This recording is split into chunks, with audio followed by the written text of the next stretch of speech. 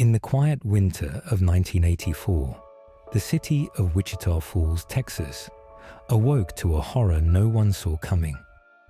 In the early morning hours of December 21st, an unassuming apartment on Bell Street became a crime scene. Terry Sims, a 20-year-old hospital worker and nursing student, lay dead on her bathroom floor. She had been a gentle young woman, planning for college exams. Instead, she was found battered and bound, the victim of a brutal home invasion. The scene was gruesome. Terry's wrists were bound with an electrical cord, and her body bore multiple stab wounds.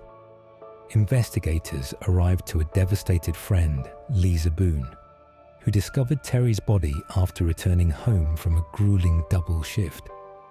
The apartment was ransacked, and the small community of Wichita Falls was stunned that such violence could occur in their own town. No suspect was immediately apparent, and the motive seemed random and senseless. For now, the only certainty was that a vicious killer was on the loose. In the days following Terry's murder, police doggedly searched for clues. Forensics gathered a fingerprint on Terry's shoe and preserved a semen sample, evidence that, at the time, seemed like it might never be matched to anyone. But they did note one striking detail. The violence seemed utterly unprovoked. Terry had heard a disturbance outside her apartment after midnight and went out to investigate. It was there that she encountered Faryion Wardrip, a hulking man nearly 6 feet 6 inches and over 200 pounds. A man who would loom over her petite 5 feet 3 inches frame. Frightened, Terry fled back inside and locked the door, but Wardrip simply forced the door open. He grabbed Terry and assaulted her, binding her hands. When the struggle was over, Terry Sims was left dead on her bathroom floor, a young life snuffed out for no apparent reason. In that first case, investigators had no idea this was just the beginning. The Sims murder plunged the community into fear and confusion. Neighbors whispered in disbelief. Who could commit such a crime, and why? The detectives pursued every lead they could, but nothing concrete emerged. In the days that followed, Wichita Falls residents went about their lives with a new anxiety, locking doors and checking on friends. Meanwhile, Wardrip vanished into the night, leaving investigators with little more than physical evidence and questions. Barely a month later, another horrifying crime shook the region. On the frigid morning of January 19, 1985, 23-year-old Tony Gibbs vanished. Tony was a petite nurse at the local hospital where Wardrip worked as an orderly. Small, vivacious, and only a few pounds under 100, Tony knew many people around town. That morning, as dawn broke, Tony drove to work for a long shift. A fellow hospital worker spotted a familiar figure. Tony and Faryion Wardrip were seen together early that morning. She had pulled over to give him a ride. This was the last time anyone saw her alive. For 2 agonizing days, Tony was missing. Her car was eventually found deserted on a dirt road outside town. Then, on February 15th, Tony's 24th birthday +1, utility workers discovered her body in a field just south of the county line. She lay naked, hidden in tall grass at the corner of West Gench Road and Highway 281, barely a mile from Wichita County's border. The scene was chillingly brutal. Tony had been stabbed repeatedly and sexually assaulted. The autopsy would confirm the horror. Tony Gibbs had been killed by someone she had trusted. Detectives immediately saw similarities to the Terry Sims murder. A pattern seemed to be emerging. Young, petite women, workers from the hospital area, found brutally murdered with evidence of sexual assault. But until their forensics lab could analyze the samples, no direct link could be made. Tony's family and friends were devastated by the cruelty of her fate. Her disappearance and murder haunted Wichita Falls throughout the cold winter months. The police were frustrated. The clues they had were frustratingly few, and the suspect remained at large. For a while, it felt like Wichita Falls was living in the shadow of a predator that lurked unseen. As spring arrived in 1985, Texas residents hoped the killings were isolated. But on the night of March 24th in nearby Fort Worth, Tarrant County, tragedy struck yet again. Deborah Sue Taylor, a 25-year-old college student and wife, was celebrating a night out with her husband Ken at a bar on East Lancaster Street. Deborah was a friendly woman with dreams of finishing her education and making a life in Dallas-Fort Worth. That evening, Ken grew tired and went home early, leaving Deborah to enjoy the night. In the club, Deborah met Faryion Wardrip, who was visiting Fort Worth looking for work. They danced together and talked, a common social scene that led to an innocent drive home. Wardrip offered Deborah a ride in his car. Trusting and unsuspecting, Deborah agreed. But once they were alone, the night took a horrific turn. Wardrip attempted to force himself on Deborah in the vehicle. When she firmly refused, he lost control and snapped. Enraged by her rejection, Wardrip killed Deborah. He dumped her body at a construction site on the outskirts of Fort Worth and fled the scene. When Deborah Taylor failed to come home the next morning, her husband raised the alarm. Police investigation in Fort Worth began, but clues were scarce. Deborah's body was not found until March 29th, 5 days after she disappeared. Construction workers discovered her fate among concrete and rebar at the deserted lot where she had been killed. Deborah's husband Ken passed 3 lie detector tests, but investigators still kept him on their radar, unable to find any other leads. Gossip in the family and community turned, and suspicion poisoned Ken's life. Deborah's friends and relatives were left with a terrible loss and even more terrible questions. At the time, no one knew that Deborah's killer had struck before and would strike again. 6 months later, in September 1985, a chilling pattern finally began to emerge in Wichita Falls. On September 20th, Ellen Blau, a 21-year-old waitress and college student, was walking alone to her car after a late shift. Ellen was known to be cheerful and hardworking. She had dreams of returning to her family's home in Connecticut after graduation. But as she walked through the parking lot that night, she encountered Faryion Wardrip, who still worked nights at the Wichita hospital. Someone saw Wardrip and Ellen talking briefly before Wardrip climbed into Ellen's car. The calm September night turned into something much darker. Wardrip forced Ellen to drive him to a remote spot outside town. There, he attacked her. Investigators would later learn that he strangled Ellen to death and left her body in a field. He then drove away in her car. Days passed before someone found Ellen's abandoned car with blood splattered inside and the windows down. By the time authorities discovered Ellen's body on October 10th, nearly 3 weeks after her murder, her remains were so decomposed that she could only be identified through dental records. The brutality to a young, working woman terrorized the city anew. Ellen's friend reported that she had been uneasy around a stranger recently, Wardrip, who lived a block away. But in the chaos of investigation, that clue was forgotten. As with the other murders, police recorded the details. Victim killed, evidence of personal violence, no immediate suspect. The community's nerves were shot. Wichita Falls and its surrounding counties now held 4 unsolved murders of young women, all somewhat alike and all left unsolved until the killer would strike a final time. In May 1986, the killer struck again, and this time he would leave a trail he could not deny. On the night of May 6th, Tina Elizabeth Kimbru, a 21-year-old waitress, was last seen alive.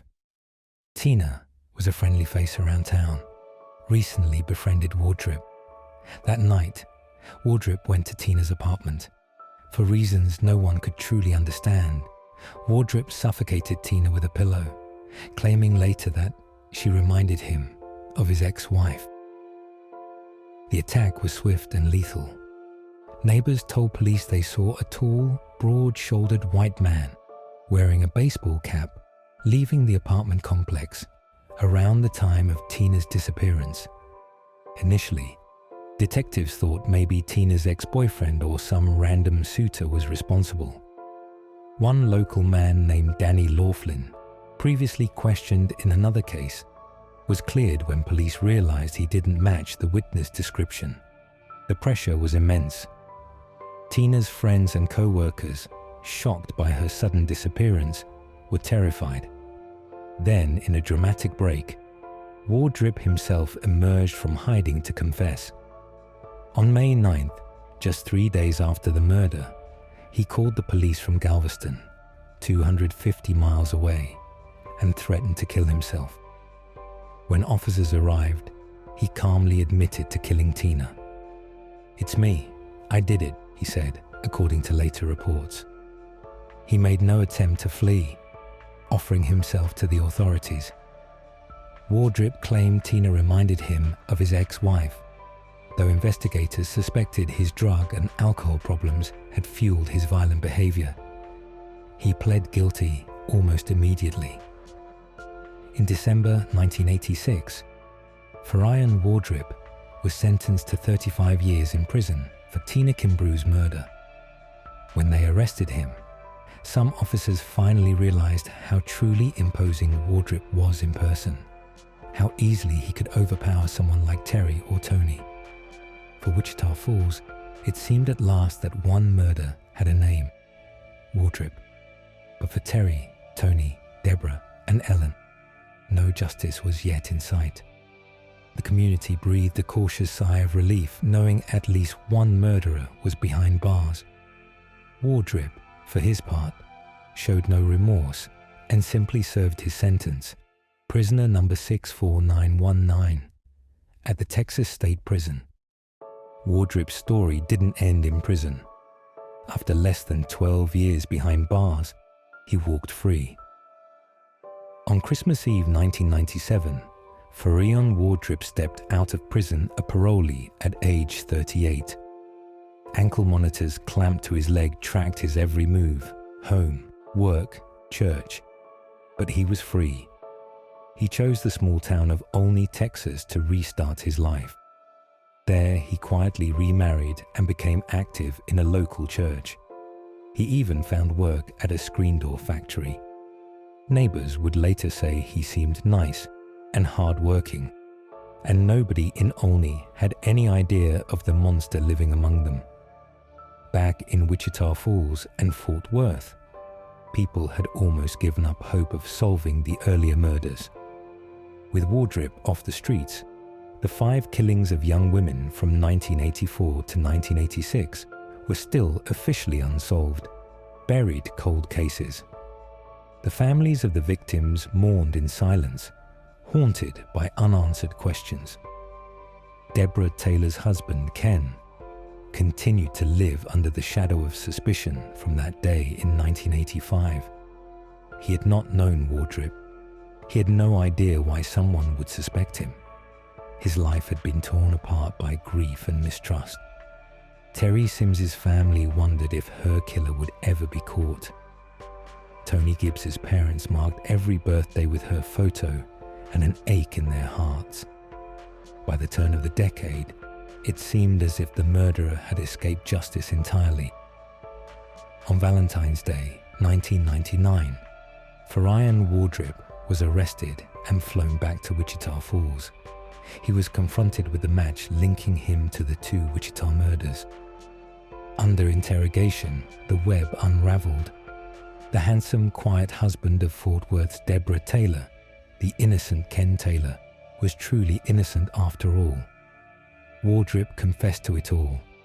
He tearfully admitted to killing Terry Sims, Tony Gibbs, and Ellen Blau, in addition to previously confessing Tina Kimbru. He even explained how he had forced Ellen Blau to drive and strangled her after arguing over directions.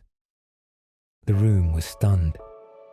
Investigators realized that Wardrip had committed 5 murders and walked free after only 1 conviction.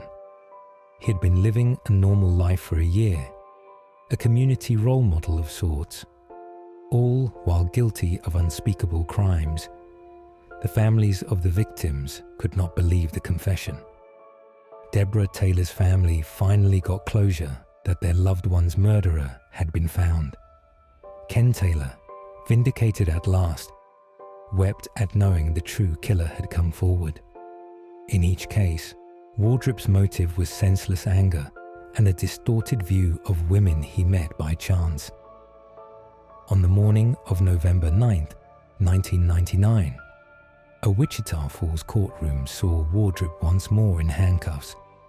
This time, it was for the murder of Terry Sims, the first victim. Wardrip pled guilty, sparing victims' families another trial. The judge sentenced him to death. For the murders of Tony Gibbs, Ellen Blau, and Deborah Taylor, he received 3 additional life sentences, each without the possibility of parole. It was a unanimous determination by jury and judge that Faryion Wardrip would never again be free to harm another soul. The weight of the truth finally lifted from Wichita Falls. Years of confusion and grief gave way to the finality of justice. Each family, though forever scarred by tragedy, could find some measure of peace knowing their loved one's killer had been stopped. Wardrip was sent to Texas's death row, where he remained locked away under constant security.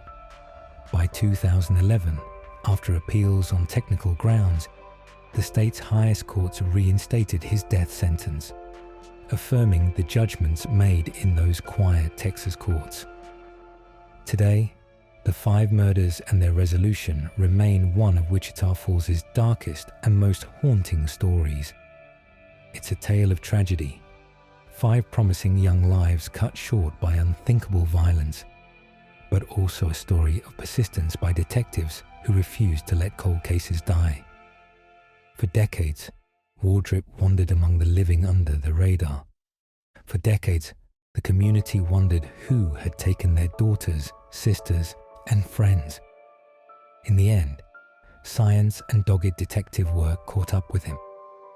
The final chapter closed quietly in a prison cell, but the echoes of those crimes remain in the memories of those who lost everything that winter and spring.